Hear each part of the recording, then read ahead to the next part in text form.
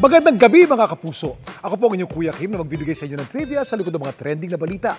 Nagbayanihan ang mga taga-bayan ng Uson sa Masbate para ma-rescue isang na-stranded na sperm whale sa kanilang karagatan. Mailigtas kaya nila ito?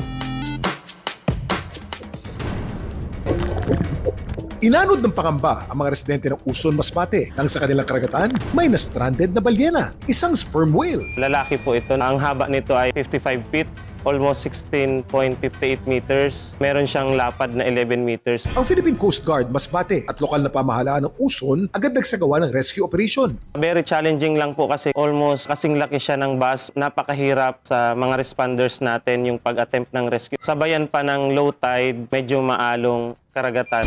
Kanila kayang maisalba ang na-stranded na balyena?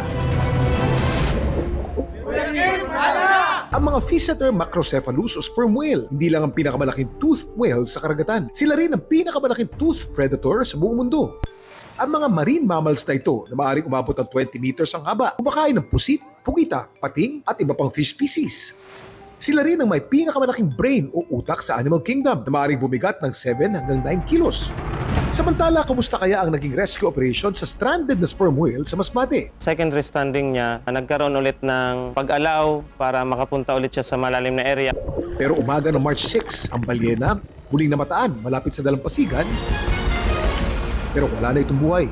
Possible po na may sakit yung sperm whale, nagkaroon na ng successful release and bumalik naman po siya. Nagkaroon lang kami sir na collection of sample para ma-identify talaga yung cause of death ng animal. Napagdesisyonan ng local government unit, hilahin na lang pabalik doon sa malalim na part and doon na lang siya maging part ulit ng kanyang origin. Kung hindi sperm whale ang pinakamalaking balyena sa ating karagatan, ano ito?